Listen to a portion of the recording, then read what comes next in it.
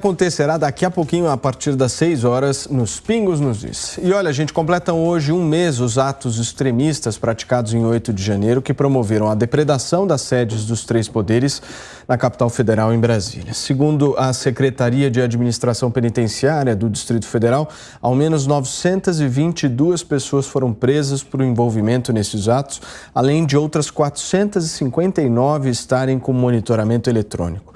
A Advocacia Geral da União entrou com pedido para que a Justiça Federal do Distrito Federal amplie para 20,7 milhões de reais o bloqueio de bens de indivíduos presos pela depredação dos prédios públicos. O presidente Luiz Inácio Lula da Silva fez hoje uma publicação no Twitter que nós vamos verificar agora na tela, que diz o seguinte: a democracia é o patrimônio mais precioso da população brasileira e a justiça será firme contra quem tentar tirá-la do povo. É o que disse o atual presidente da República, Luiz Inácio Lula da Silva. Junto com essa publicação, foi inserido também um vídeo de 5 minutos que conta toda a história das práticas criminosas e as providências que estão sendo tomadas contra os executores e os patrocinadores, ou até mesmo os incitadores dessa arruaça.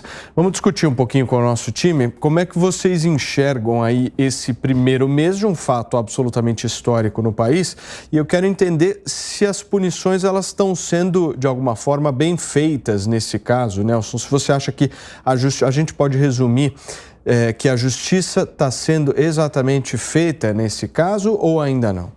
Tem muita coisa pela frente ainda, né, Paulo? Eu vou falar só juridicamente nesse primeiro momento. A gente tem atos que foram atos criminosos, atos que são que contemplam diversos crimes, né? Desde depredação do patrimônio público, a tentativa de golpe de Estado. Algumas pessoas estavam com menores juntos, isso pode ser uma corrupção de menores, eles podem ter se associado criminosamente, aí é mais um crime, enfim, aí um tanto de crimes que eles podem responder. O problema, por enquanto, neste primeiro mês, é uma falta de investigação contra todos os entes que podem estar envolvidos nisso. De um lado, os incitadores, os patrocinadores, aqueles que têm vínculo de dolo, de intenção. Não é só aquela pessoa que auxiliou uma viagem para Brasília, para uma manifestação. Se essa pessoa não sabe o intuito dessa manifestação, que era um intuito criminoso, não há um nexo de causalidade. Mas, por outro lado, dos entes públicos, dos agentes públicos que tinham a obrigação ali de impedir que esses atos acontecessem. A investigação vem igual um pitbull para cima dos entes do Distrito Federal. É o governador afastado por 90 dias, é o ex-secretário de Segurança Pública preso, ex-comandante da Polícia Militar preso, é mudança para todo lado, intervenção federal no Distrito Federal. Mas e os órgãos do governo federal? A ABIN, que está subordinada ao GSI, que noticiou a 48 entes de segurança a possibilidade desses atos acontecerem tal como aconteceram, a guarda presidencial, né, que é vinculada ao comando militar do Planalto e que também está debaixo do GSI, e a gente começa a ver ali vários entes que integram o sistema brasileiro de inteligência, os 48 órgãos cientes pela informação da ABIN, que não estão em investigação alguma. Isso mostra, por enquanto, neste primeiro mês, uma investigação seletiva. Quando tem investigação seletiva, já não há justiça, porque daí a gente tem uma investigação capenga, uma investigação com base na ideologia da pessoa, no nome, no CPF, e isso não cabe em Estado democrático. Porque em Estado democrático, o processo penal, desde a investigação, precisa ser democrático. Não pode ver quem, seja ele uma autoridade, seja ele um cidadão comum, um trabalhador, tem que responder pelos atos, sejam atos comissivos, né, esse de lá depredar, sejam atos omissivos, com a intenção de que o negócio acontecesse como aconteceu, porque tem muita gente que ganhou com isso.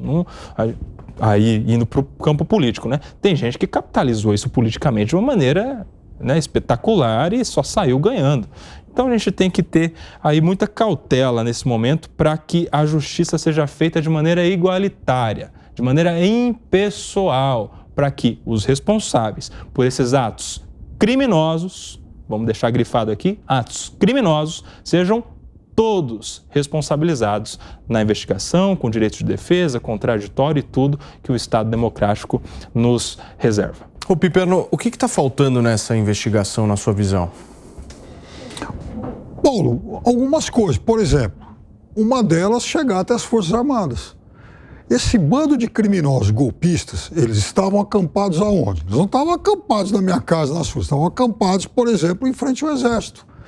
Esses acampamentos, eles foram robustecidos aí nos últimos dias, né, nos dias anteriores à intentona golpista, por, inclusive, pessoas que chegaram de fora lá do Distrito Federal, partindo de várias regiões do país, e a gente sabe com qual objetivo.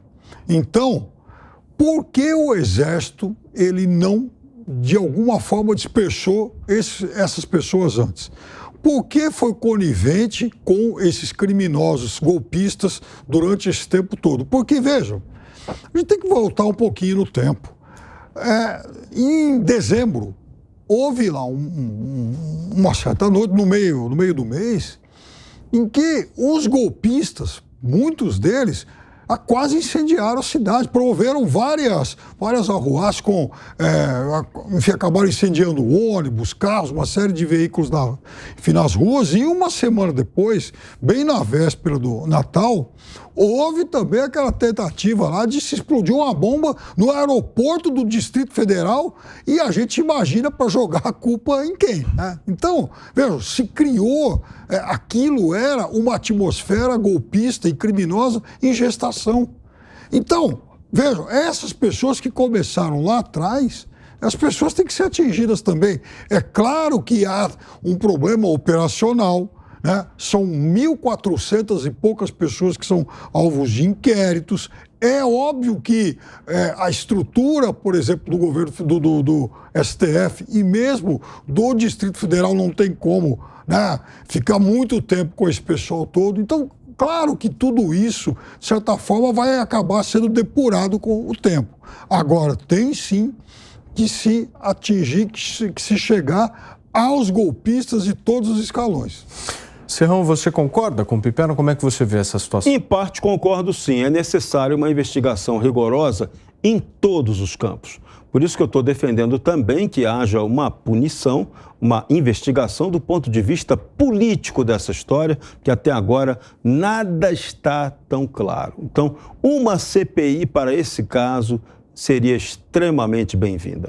Agora, sobre os militares, já há uma investigação em curso. Já tem um inquérito policial militar aberto, isso será investigado e tratado, julgado, no âmbito do Superior Tribunal Militar. Então, por aí pode vir uma punição, tanto para a área de inteligência, onde tiver militar que seja apontado como responsável por ação ou omissão, ou para militares, por exemplo, da Guarda Presidencial, que falharam ali naquela questão. E também, isso também pode abarcar a própria Polícia Militar do Distrito Federal. Então, tem uma investigação caminhando para essa área também.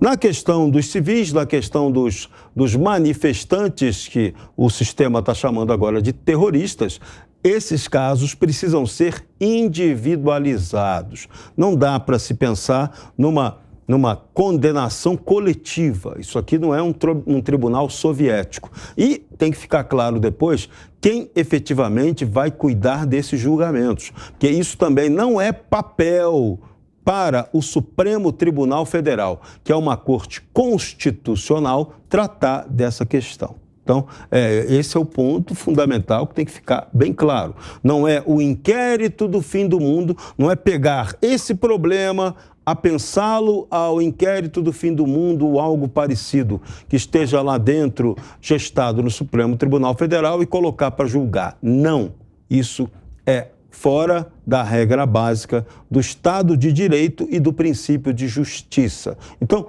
tem que ter investigação rigorosa? Sim. O que aconteceu foi uma barbárie que não pode ser repetida e é fundamental que se descubra quem efetivamente instrumentalizou tudo aquilo ali, com quais interesses, para que lado o interesse operou. Isso é fundamental de acontecer, porque a exceção foi a baderna, a exceção foi a depredação do patrimônio público e a exceção também foi o rigor para o afastamento de um secretário de Segurança Pública com prisão e, pior ainda, pior de tudo, o afastamento de um governador legitimamente eleito. Isso é um caso de alta gravidade que ainda não foi tratado na sua devida dimensão política e tem que ser tratado por isso, por esse modelo de exceção para punir.